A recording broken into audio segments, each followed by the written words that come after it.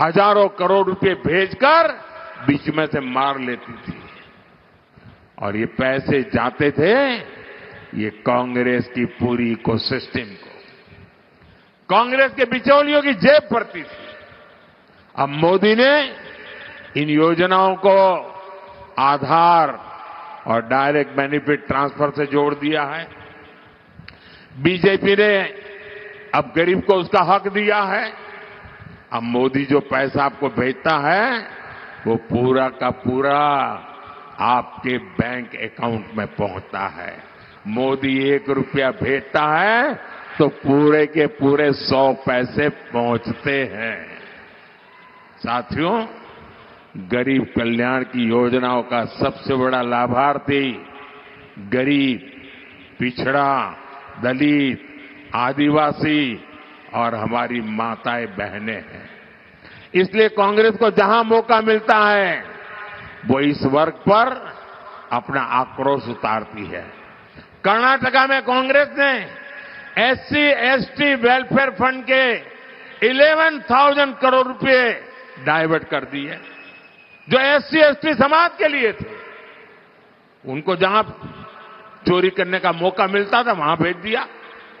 कांग्रेस इस कोशिश में लगी रही कि एससी एसटी वेलफेयर फंड का पैसा कैसे कांग्रेस करप्शन फंड में ट्रांसफर किया जाए।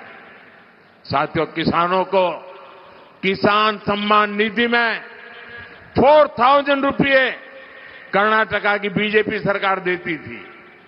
कांग्रेस ने जैसे ही यहां सरकार बनाई उसने किसानों का ये 4,000 रुपीज भी उस पर ताला लगा दिया।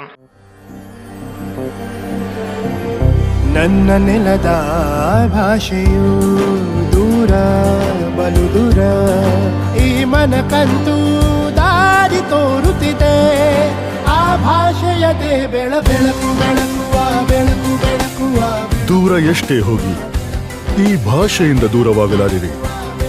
ವಿಮಲ್, ನಮ್ಮ ಭಾಷೆ ಕೇಸರಿ। भेजना बंद कर दिया। अब जो मैं दिल्ली से भेजता हूं वो 6,000 रुपया जाता है। कर्नाटका की बीजेपी सरकार ने जो 4,000 दिया था ये कांग्रेस वालों ने मना कर दिया। मैं समझ नहीं पा रहा हूं उनको देश के किसानों से, कर्नाटका के किसानों से क्या दुश्मनी है, क्या नफरत है किसानों के प्रति इनकी। कांग्रेस अब तो कर्नाटका में ओबीसी समाज का आरक्षण भी तुष्टीकरण के लिए, वोट बैंक के लिए बांट रही है। साथियों, 10 साल से दिल्ली की कुर्सी से बाहर बैठी कांग्रेस ने देशवासियों को लूटने के लिए नई नई प्लानिंग कर दी है। अब आपकी संपत्ति को सीधे लूटने के लिए कांग्रेस इनहेरिटेंस टैक्स का आइडिया लेकर के आई है। अभी आइडिया समझने जैसा है। उनके गुरु ने अमेरिका से घोषणा की है और उनके एक वित्त मंत्री 2011 में भी कह चुके हैं।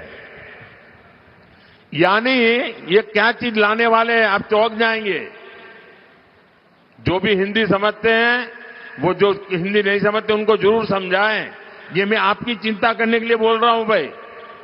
इन्होंने क्या, हमारा देश कैसा है, हर मां बाप जिंदगी भर मेहनत करता है और मन में एक इच्छा रहती है कि जो कुछ भी कमाया है उसमें से कुछ बचाएंगे और मरने के बाद बच्चों के काम आए इसलिए रखेंगे। ऐसा करते हैं कि नहीं करते हैं? हर कोई पैसा बचाता है कि नहीं बचाता है? बच्चों के लिए कुछ न कुछ रखता है कि नहीं रखता है? अब इन्होंने ऐसा नियम लाने वाले हैं कि आप कितनी कठिनाई से जो कुछ भी जमा किया है वो सीधा सीधा अपने बच्चों को नहीं दे सकते हो। आधे से ज्यादा 55%, 55% ये कांग्रेस वाले आए तो एक ऐसा कानून बनाकर उस पर टैक्स लगा देंगे। आपकी कमाई की हुई पैसों के वो डाका डालेंगे और आप अपने संतानों को आधा भी नहीं दे पाओगे। जिन लोगों ने पूरी की पूरी पार्टी विरासत में अपने बच्चों को सौंप दी। वो आपकी मेहनत से कमाई हुई कमाई, आपकी विरासत आपके बच्चों को देना नहीं देते हैं। साथियों, विकास के लिए ये जो खतरे लेकर के आ रहे हैं, इन लोगों से चौकन्ने रहने की जरूरत है। भाइयों बहनों, मुझे बताइए, किसी भी प्रदेश में अगर लॉ एंड ऑर्डर ठीक नहीं है तो कोई इन्वेस्टमेंट करने आएगा क्या? कोई कारखाना खोलेगा क्या? कोई हिम्मत करेगा क्या? कोई नहीं करेगा। अरे आपके पास गाड़ी है, बंगला है, सुख चैन की जिंदगी है, सब कुछ है, लेकिन शाम को घर के बाहर जाएं और रात को जिंदा लौटेंगे नहीं तो घर का क्या, उस कारखाने का क्या, उन पैसों का क्या?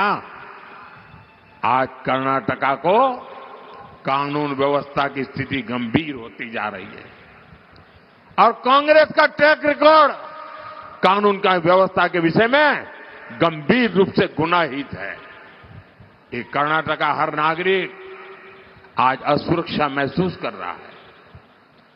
कैफे में बम ब्लास्ट हो गया और कांग्रेस घोषणा कर देती है ये तो गैस का सिलेंडर का बोतल फूट गया था। बताओ, ये कर्नाटका के लोगों को क्या समझते हैं? क्या कर्नाटका के लोगों के दिमाग में ऐसा झूठ भर सकते हो तुम? फिर आगे क्या कहा उन्होंने?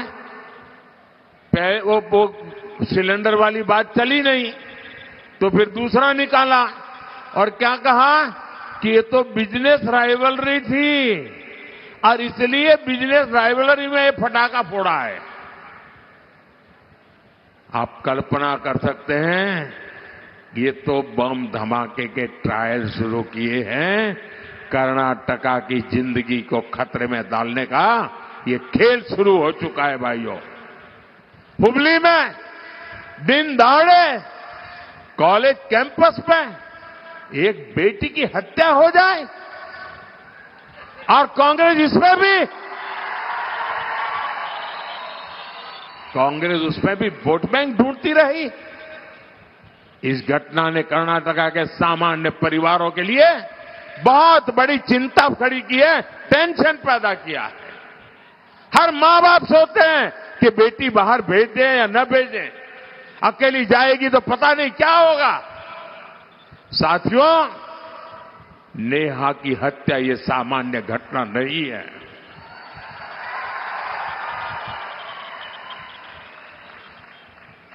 और सरकार में बैठे हुए लोग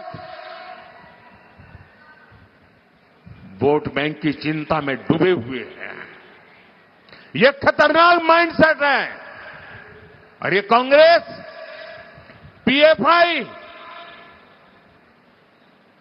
जिस पर प्रतिबंध लगा हुआ है, देश विरोधी कृत्यों के लिए प्रतिबंध लगा है, आए दिन बम धमाके करने की आदि पीएफआई को ये मोदी सरकार ने हिम्मत करके उस पर प्रतिबंध लगा दिया। उसके बड़े बड़े 30 मार्का जेलों में सड़ रहे हैं, लेकिन कांग्रेस पार्टी चुनाव जीतने के लिए ये पीएफआई के पुराने लोगों के साथ गठबंधन करके उनको बढ़ावा दे रही है। साथियों, विकास की ऐसी स्थिति हो नहीं सकती कि विकास हो। और आज अगर देश में सुरक्षा की अगर कोई गारंटी है तो उसका नाम मोदी है। विकास की कोई गारंटी है तो उसका नाम मोदी है। भाइयों बहनों, ये मोदी हैं। अब आप 10 साल से मुझे देख लिया है, घर में घुस करके मारता है जी।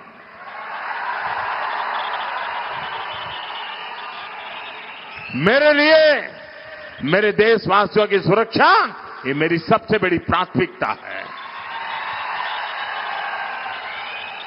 और इन 10 वर्षों में कर्नाटका ने मोदी के विकास की स्पीड भी देखी है और मोदी के विकास का स्केल भी देखा है।